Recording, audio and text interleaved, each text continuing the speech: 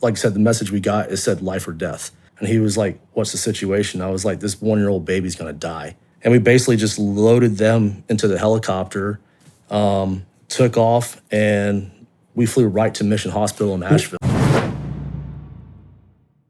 So we got that lead from Save Our Allies. That's right. Okay. Right. I'm sure you're familiar with those guys. Yeah, that's Chad Robachov's guys, That's right. That's right. So we're in contact with those guys. Shawn actually sent us the mission from Save Our Allies, and it actually said a 1-year-old baby, life or death situation. So we jumped in the helicopter. We were in Rutherford County Airport, which is about 15 minutes away. The notice had the phone number on it. So I was able to call the grandma, Lisa, get her on the phone, find out if the request was still active, because by this time we'd already been on multiple missions that were, dry holes. Yeah. And so spoke to Lisa on the phone. She gave us the situation. Meanwhile, John's calling his counterparts on the ground and was able to get a PJ there within about 5 minutes. So again, you talk about the God moment of the angel connecting us there at the airport. His team just happened to be Same town. in the same town at the same time, 5 minutes away. Everything worked out the way it should have. Actually, they were flying in with the helicopter to come grab me and him at the Rutherford airport. And the people that run the airport, awesome. I forgot the dad's name, but Devin and his son, Tristan. His son's 13. He's been helping us out so much. And his dad was in the fuel truck. And I wanted to hot refuel the helicopter because, like I said, the message we got, it said life or death. And so that was basically all the intel we had on it. So I asked his son, Tristan, I was like, hey, can you radio your dad? Can you do a hot refuel? And he was like, I don't think he's allowed to, but let me see. So his dad came over and he was like, yeah, we can't hot refuel. That's not allowed to do it. And I was like, I have to get this helicopter hot refueled. And he was like, what's the situation? I was like, this 1-year-old baby's gonna die. And he was like, done. And he literally just backed up his fuel truck and just started refilling the helicopter. Me and Charlie got in it as I was coordinating with my PJ Paul on the ground. And then I sent him the address. And then like 2 minutes later, he's calling me. He's like, I'm here. And I was like, how are you there that quick? And he was like, I was here literally in the neighborhood, just randomly, which on the map, when we were looking at it, all the roads were cut off to it. The updated maps were saying it was completely just cut from the rivers. So I don't know how he was even there, but he was able to stabilize the baby, get it on oxygen, and just getting the vitals stable. So as we're flying in, the State Guard, SMU guys were there. The PJs started making an HLZ. We found a field. I'm looking at imagery on my phone. I'm like, we can land there, but I mean, there's power lines all around.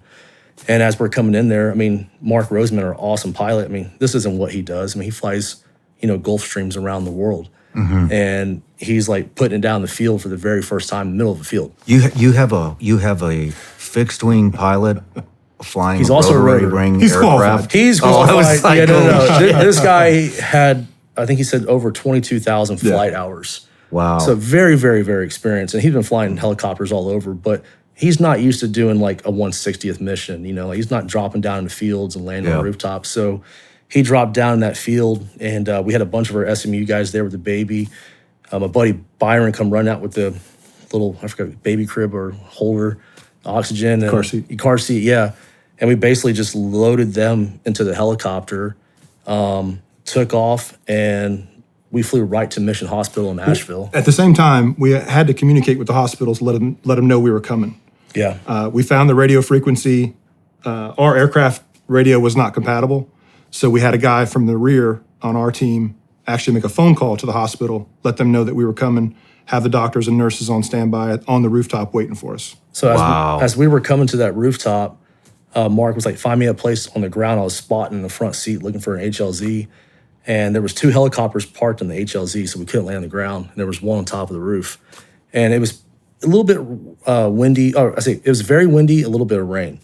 And he was like, I was like, Mark, the only place you can go is on that roof. I was like, it's pretty big. Like, you should be able to put it down. He goes, I've never landed on a roof. And I was looking at the windsock up there, and it was a direct crosswind. And at that crosswind was like the top of the building for the hospital. So he was kind of nervous about it. I was like, you just got to get it down. And as we were coming in about 10 feet above, the winds were just like, I mean, it was pushing us. Like, it was real, real strong. But he got it down. Me and Charlie hopped out with the baby, grandma and mom, rushed them inside, and they had a full staff there. I mean, they had probably, I think, 2 doctors, 3 nurses. Nice. And they just grabbed that baby and took it. And then we actually went immediately out to another mission. But a few days later, they got a hold of Charlie They sent us photos of the baby and the mom, and so the baby was alive. And then at some point, we're going to go visit them and just kind of like follow up with them and stuff. Man, that's amazing. Yeah, I'm not a very big emotional guy, but like my emotions were like running very high in that mission. And then like once we actually got that baby in that doctor's hand, like I actually like wanted to cry. Like I just never, like it was hard to describe, but like it was, I don't know, it was just tugging on my heart. Man, that is, you guys are fucking awesome. Yeah. But yeah, at the time we didn't know it, but it was an 11-day-old premature baby with brittle bone disease, low iron, and something else that it had already been like diagnosed with. Do you know the baby's name? Mason. Mason. Yeah. Man, I love hearing that, man. Yeah.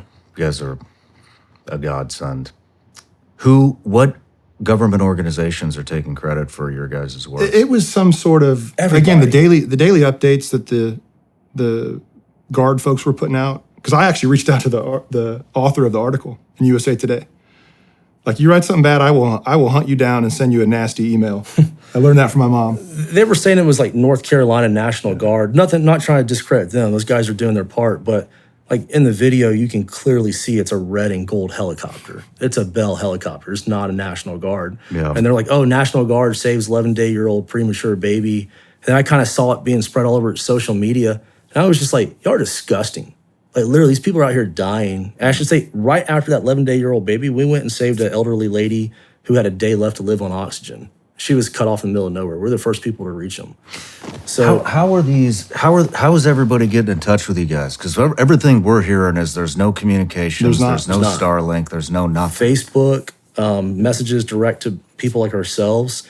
So that particular one, the son, who was probably in his early 30s, hiked over the mountain to check on his family. Like 5 miles. And then went back to get cell phone signal to put out a request. Wow. And so all it was Bent Creek. I think there was an address. I think there was a grid or an address, and it Yeah. just said like people here need help. And so we just flew into that area, found the river, followed the river, looked for houses, and then spotted in the mud and on the road SOS symbols. That's how you guys are what I That's how we found IDing? it. So the cloud layer was pretty low. It was a little bit foggy, a little bit rainy, and we're looking, and all the roads to this area, I'm going to say it was probably 10 miles in, were just completely washed away, like just completely eroded. So there's no way to get in there. I mean, can you even tell there is a road? There was Yeah, a there was- road? there was- You can see remnants of the places, road there. there's remnants of it. There Yeah, might be a little yeah. bit of it here, but it's all washed away. And as we were flying over, I actually didn't see it the first time. And then I caught my eye. I saw big white letters painted on the road that was washed out. It said SOS. And then probably 30 yards away from that, it was carved in the mud, probably about foot wide SOS. So I was like, hey, Mark, like, let's go down there. But it was like on a valley, the road was washed out. And I'm trying to find an HLZ. We actually didn't see it when we were coming in, but we crossed 2 power lines that we almost hit on the way out. But we literally dropped in basically like on this little small piece of concrete next to a house and a hill and then a washed out road, which we couldn't land there because we were afraid it would collapse into the river. And then we shut down, got out, started talking to them. That's usually how we get our intel. We start talking to them, like, hey, like, what's going on? Who needs help? And they're like, oh, this guy's low on insulin. But there was a lady there, and she only had about enough fuel in her generator to run her oxygen machine for about a day left. No matter where you're watching Shawn Ryan Show from, if you get anything out of this, please like, comment, subscribe, and most importantly, share this everywhere you possibly can. And if you're feeling extra generous, please leave us a review on Apple and Spotify podcasts.